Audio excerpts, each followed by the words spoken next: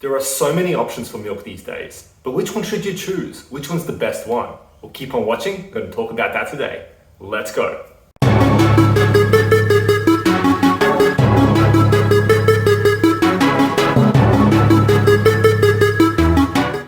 Hi, I'm Alex, the Sports Dietitian Nutrition Coach. Welcome to my channel. It's great to have you here. So milk is a staple in many people's diets, but these days there are so many options to choose from. Over the years, more and more varieties kind of popped up on the shelf everywhere. And even within those variations, you've got variations. So it's no wonder that people feel overwhelmed when it comes to the milk game. Which one's the best? Which one should you choose? Which one has the best nutrition? And ultimately, which one should you be consuming on a regular basis? Well, a lot of these questions can be answered by knowing you as the individual. At the end of the day, any nutrition choice has to be customized to you. But nonetheless, today we're going to compare 3 of the big players in the milk game, so I can at least give you some direction, some guidance around what potentially could be the better option for you. And we're going to be comparing normal dairy milk, of course, we're comparing soy milk, and we're going to be comparing almond milk. Simple. I have nipples, Greg. Could you milk me? So without further ado, let's compare.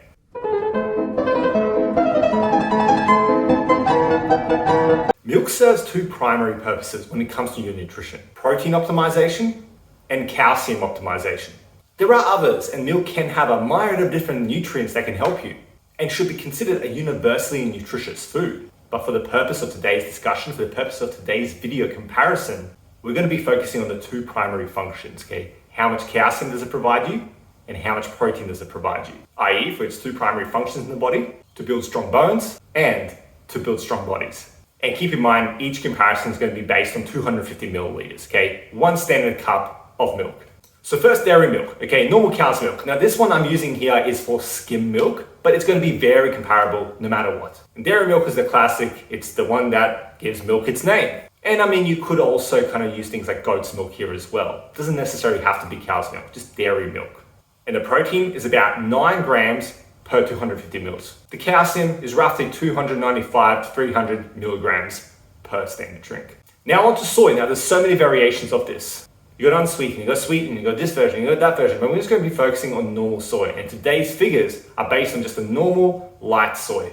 And the protein is about 8.5 grams and the calcium is 300 milligrams. Soy is good because it is still a complete protein, even though the protein quality is not as high as animal-based products. And soy is a great alternative for those that can't consume normal dairy milk, whether that be for an allergy or an intolerance, or even simply if you just do not like the taste of dairy milk. Now on to number 3, which is almond milk.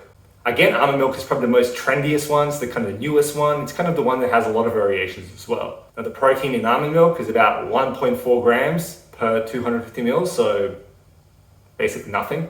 And calcium, in the one that I compared, I'll explain in more detail in a second, still has 300 milligrams of calcium. So that's the 3 we're going to compare today. Now you know all the figures for them. So let's break it down further. So first, from that kind of initial comparison, you can straight away see that dairy milk and soy milk definitely are ahead of the game when it comes to total nutrition profile for what we're using milk for, because they both provide a decent hit of protein and they provide a good dose of calcium.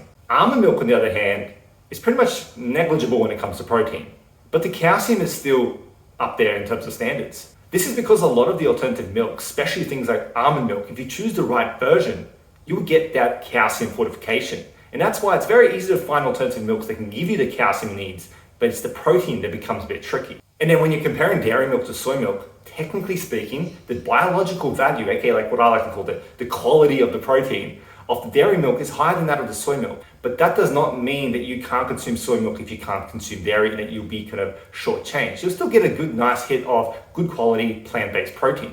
And for that reason, I always say, if you're not going to choose dairy milk, which is always my preference, so FYI, it's my preference to choose dairy milk and recommend dairy milk, I will say choose soy milk. It's a great alternative if you don't want to consume dairy. Now, I did mention there's the thing with calcium fortification. So you're probably wondering, what do I look for, Alexa? What do I look for? Simple. Just look at the back and go per 100 grams, or per 100 mils, I should say, and go, is it 120 milligrams of calcium per 100 mils of product? If it is, you're getting pretty much the same amount of calcium you would for normal milk.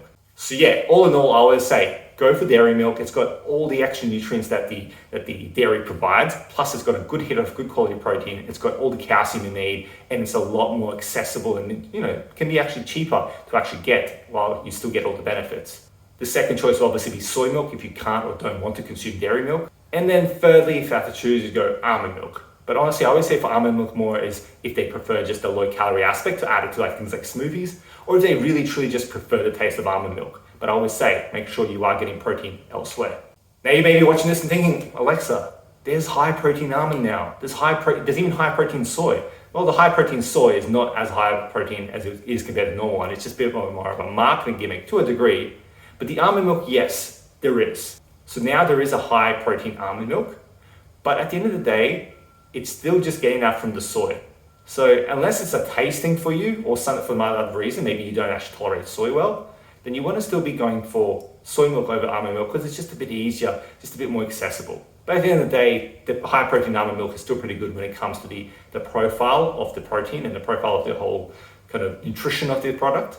So you do that with what you will, but it is a bit harder to find and it gets kind of taken off the shelves a lot quicker than the normal stuff. So depends on how you shop and what access you have to the products. So final verdict, dairy milk is the way to go, but if you don't want to or can't, soy milk is the next best thing. Now what I want you to know is comment below, okay? Comment below and let me know which milk do you consume, okay? What's your go-to milk? Do you go dairy? Do you go soy? Do you go almond? Or do you go for another one, oat milk and any of those kind of other variations? Let me know in the comments below. Now, if this video was helpful, do hit the like button so I know that this has helped you understand milk products better and choose the best possible thing for you as an active person or as an athlete, whichever one you identify with.